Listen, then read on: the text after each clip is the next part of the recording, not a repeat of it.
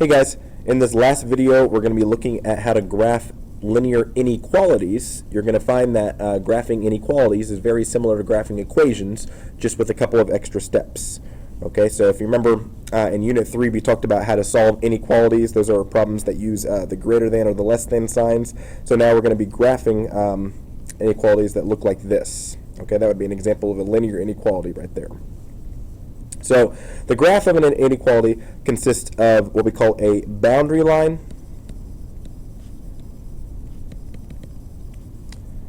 and a shaded region. Okay, a boundary line and a shaded region. Any ordered pair within that shaded region represents a solution of the inequality. Okay, so when we do a graph, you're going to see what that actually looks like. To graph the boundary line of an inequality, you follow the same exact steps that you do for graphing a regular line. Okay, so you want to determine either a point or the y-intercept that the line is going through, and then determine what the slope is. There are two extra steps, though, you do at the end when you're graphing lines of inequalities. The first thing is you determine whether the line should be dashed or solid. And the second thing is you determine which way to shade, either above the line or below the line. Okay, so determine whether the line should be dashed or solid and which way to shade. So, if your inequality is in slope-intercept form, this is important because I'm going to give you some rules down here in this chart, but these only apply when the inequality is in slope-intercept form. Okay, if the inequality is in this form, then when you have a greater than symbol, you are always going to use a dashed line. Okay, a greater than symbol means you're going to use a dashed line.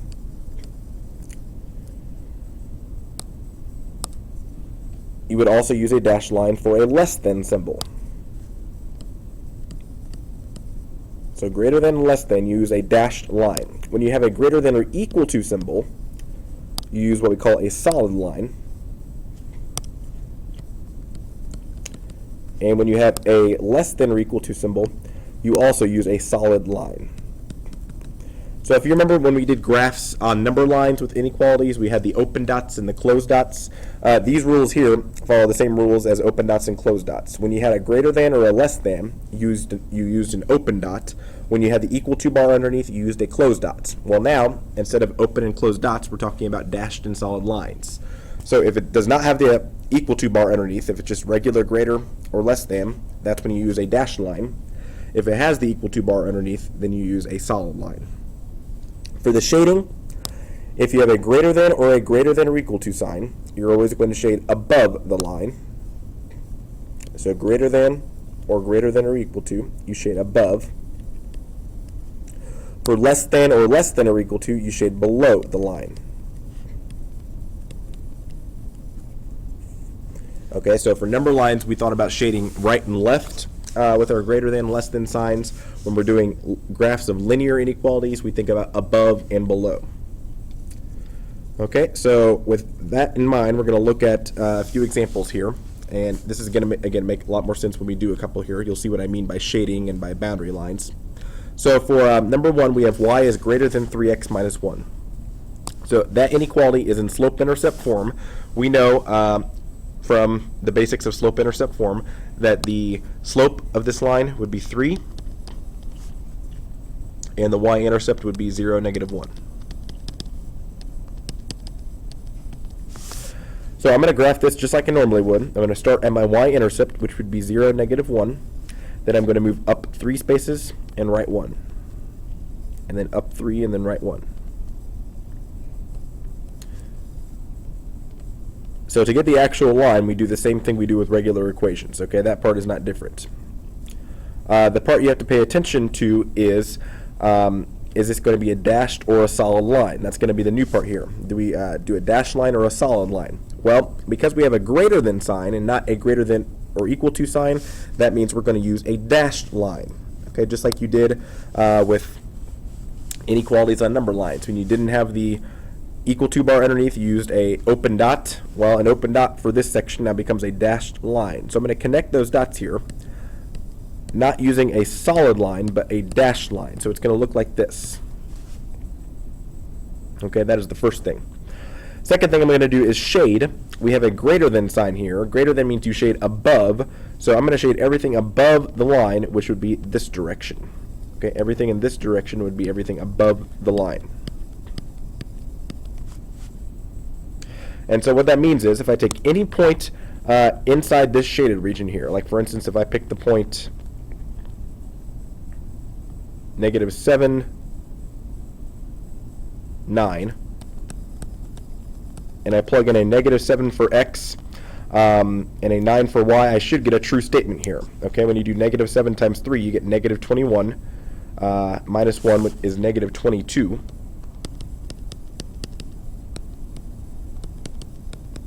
And when you plug in a 9 for y, you end up getting the statement 9 is greater than -22, which is true. Okay, so every point inside this shaded region here would give you a true statement if you plugged it back in for x and y. Every point not in the shaded region, for instance, if I pick the point 2, -1,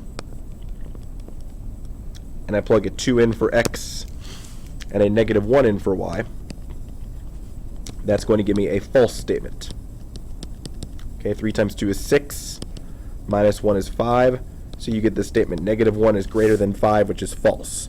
Okay, so that's what that shaded region there means. Everything inside the shaded region, if you plug that point in to the inequality, would make it true. Anything outside would make it false.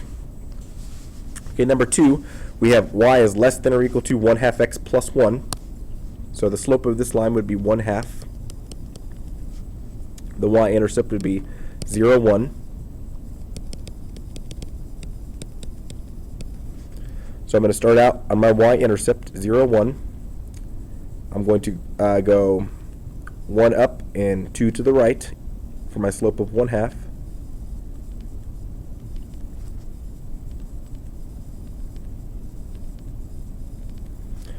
I have a less than or equal to symbol here, so because I have that equal to bar underneath, that means I'm going to use a solid line when I connect my dots. So it's going to look just like normal there, using a plain old solid line. I do need to remember to shade though. It's y is less than or equal to 1/2 x plus 1. Less than or equal to means I need to shade below. So I'm going to shade everything below my line here. Okay, and that would be the graph for this one. Number 3, we have 4x minus 3y is greater than or equal to 9. So notice this one's in standard form. The first thing I'm going to do is change this to slope-intercept form. So I'm going to subtract 4x from both sides. That's going to give me -3y is greater than or equal to -4x plus 9. And then I'm going to divide everything by -3. Okay, and that gives me a y over here. -4 divided by -3 is 4/3. So I have a 4/3 x. 9 divided by -3 is -3. One thing you have to be careful of when you're changing to slope-intercept form is for inequalities, anytime you divide by a negative, remember that the sign flips the inequality sign. So this greater than or equal to sign here, because I'm dividing by a negative, now becomes a less than or equal to sign. So that's something you really have to be careful of when graphing inequalities.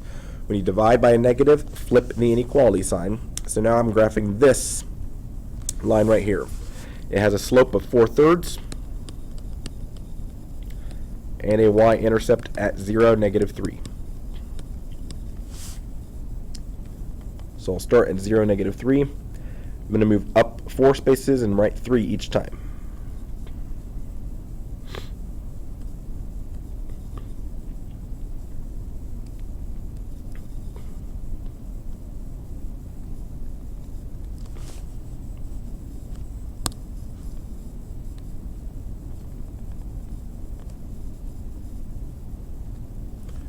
Okay, so there's that line there. I'm using a solid line because, again, it's a less than or equal to. So we have the equal to bar there. And now because it's less than, again, you want to go off of the slope-intercept form. Okay, in slope-intercept form, we have a less than sign here. We're going to shade everything below that line. So this is what the graph would look like. Everything below that line.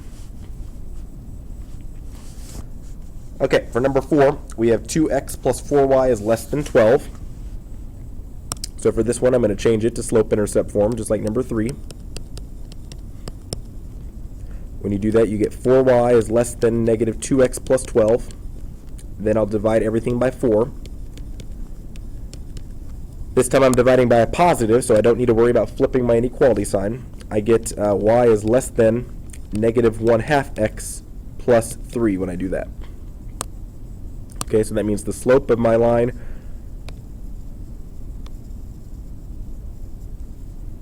is negative 1/2, and the y-intercept is 0, 3. So we're going to start right here. Then I'm going to move 1 up and 2 to the left each time. Or I can move 1 down and 2 to the right. It's a less than, not a less than or equal to, so I need to use a dashed line when I'm connecting these dots here.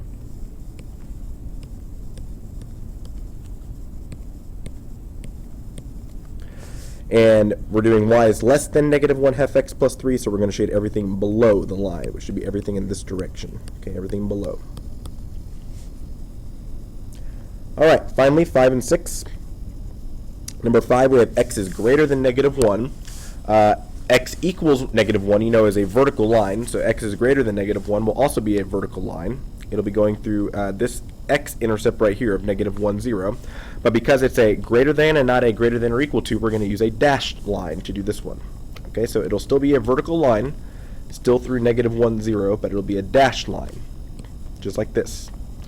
Now, for vertical lines, you can't shade above or below a vertical line. Vertical, you have to think shading either to the right or to the left.